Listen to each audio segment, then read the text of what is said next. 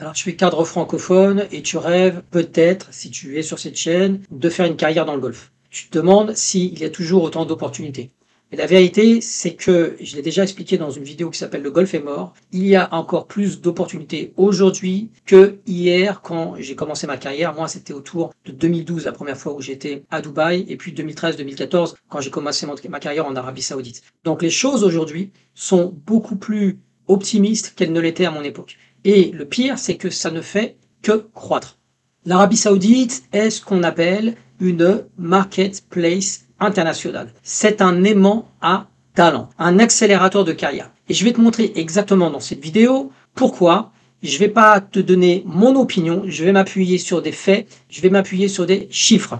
Alors on est d'accord, il y a 15 ans, moi quand j'ai commencé ma carrière en Arabie Saoudite, l'Arabie Saoudite n'intéressait personne. Et personne, par exemple, ne voulait aller travailler à Riyad. Riyad avait la réputation d'être une ville qui était fermée, étouffante, avec peu de loisirs, aucun espace vert, très peu de cadres internationaux, très peu de mixité dans les entreprises. Et puis aussi, il faut le dire, une réputation de discrimination vis-à-vis des femmes.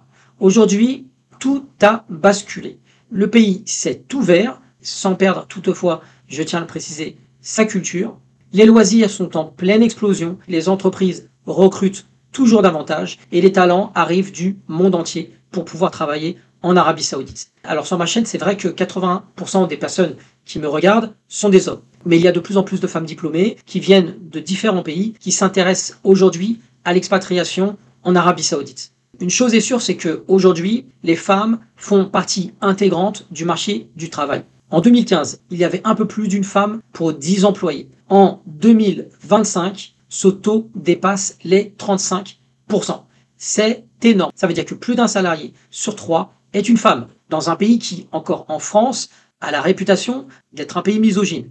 Donc tu peux voir qu'en l'espace d'une quinzaine d'années, la place des femmes dans le monde professionnel a plus que doublé. Alors tu sais déjà, c'était en 2018, les femmes ont obtenu le droit de conduire. C'était une révolution en Arabie Saoudite et c'était une revendication qui était demandée par les femmes musulmanes depuis très longtemps. Et finalement, le prince héritier a accédé à cette demande parce que son objectif était de moderniser l'Arabie Saoudite.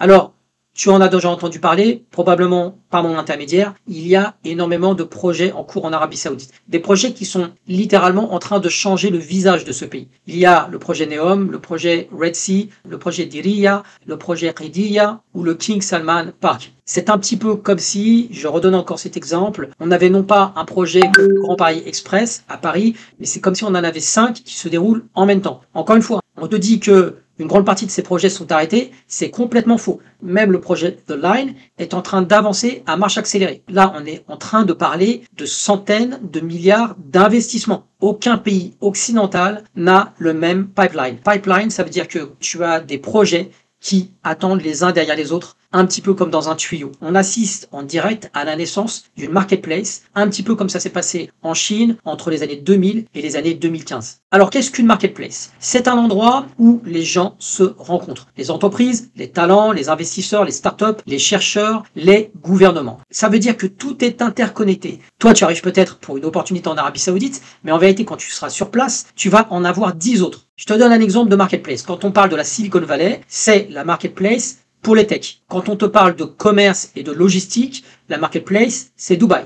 Mais l'Arabie Saoudite est en train de faire quelque chose de tout à fait différent. Elle veut se présenter comme une marketplace globale. Ça veut dire que le gouvernement est en train d'investir dans toutes les directions à la fois. Dans les infrastructures, dans le tourisme, dans l'industrie, dans l'agriculture, dans les techs, dans l'éducation, dans la recherche. Donc, si à travers ma formation Golf Expat, tu décides de t'expatrier en Arabie Saoudite, ce n'est pas un pays que tu vas découvrir, c'est un écosystème complet. Et cet écosystème est en train de créer des opportunités en continu. Et maintenant, je vais te parler d'un truc que la plupart des gens ignorent. Il y a 15 ans, tu sais, l'Arabie Saoudite importait tout. Puisque c'est un climat désertique, tout le monde se disait que l'Arabie Saoudite n'aurait jamais de véritable agriculture. Aujourd'hui, l'Arabie Saoudite est devenue le leader dans la région. Pendant que l'Égypte est totalement dépendante pour son alimentation du blé américain, ce qui n'empêche concrètement d'avoir une géopolitique qui est autonome, l'Arabie Saoudite, elle, est devenue indépendante à 109% de ses produits laitiers, à 116% pour les œufs. Il est en passe de devenir le premier producteur de dattes au monde. Il investit des milliards de dollars dans l'industrie agricole. Pourquoi? Parce que quand vous êtes dépendant des autres pays pour nourrir votre population, vous êtes complètement à la merci de ces autres pays. Or, la stratégie de l'Arabie Saoudite, c'est de prendre son indépendance, notamment par rapport aux États-Unis. Donc actuellement, en Arabie Saoudite, il y a des centres de recherche universitaires qui travaillent sur une agriculture spécifique au désert, qui travaillent sur des plantes résistantes à la chaleur, qui travaillent pour développer encore et encore la sécurité alimentaire du pays. Et ce type de projet crée des besoins énormes en ingénierie, en recherche et développement, en supply chain, en data, en gestion de projet, en qualité. Même l'agriculture, qui était le point faible de l'Arabie Saoudite, est devenue un secteur d'opportunités. Une autre critique bien connue de l'Arabie Saoudite, c'est que les Saoudiens n'ont aucune culture, les Saoudiens sont très faibles en termes d'éducation. Alors qu'en est-il? On te parle de tours, on te parle de stade, on te parle de MMA, mais on oublie l'essentiel, l'éducation et la recherche. L'Arabie Saoudite est en train d'investir massivement pour transformer ses universités. Il y a moins de théorie, plus de compétences, plus de tech, plus d'IA et beaucoup plus d'entrepreneuriat. Et les résultats, comme partout ailleurs, sont en train déjà d'apparaître. Le classement des universités saoudiennes est en train de monter à très grande vitesse. Et l'une des plus grandes universités d'Arabie Saoudite est l'université de Jeddah, qu'on appelle KOST. KOST pour King University of Science and Technology. Alors, KOST est en train de recruter les meilleurs chercheurs, les meilleurs enseignants pour les faire venir dans son université. Le pays est en train d'appliquer la même recette de succès des États-Unis, c'est-à-dire augmenter les salaires afin d'attirer les plus gros talents du monde entier. Mais l'Arabie Saoudite, elle ne veut pas seulement attirer les meilleurs talents, elle ne veut pas seulement attirer les meilleurs chercheurs. L'Arabie Saoudite, elle veut produire des chercheurs, elle veut maîtriser la recherche. Et pour ça, elle a compris qu'il faut former la future génération de Saoudiens. Donc, il y a énormément de création de postes dans la recherche et développement, dans l'académie, dans l'innovation, dans la gestion de projets scientifiques avec des partenariats internationaux. C'est un pays qui investit massivement dans le savoir et qui est en train de créer des carrières solides pour les 20 prochaines années. Et si tu as une expérience dans l'enseignement, dans une université prestigieuse ou dans un laboratoire prestigieux, moi, ce que je te conseille, c'est de postuler en Arabie Saoudite. Maintenant, j'aimerais te parler un petit peu de Riyad. Riyad, aujourd'hui, c'est plus qu'une ville, c'est devenu une mégalopole. C'est plus de 8 millions d'habitants, c'est-à-dire que c'est l'équivalent de la population parisienne, avec un taux de croissance qui est record. C'est l'une des villes les plus sûres du monde, avec des infrastructures au top de la modernité, une économie et un marché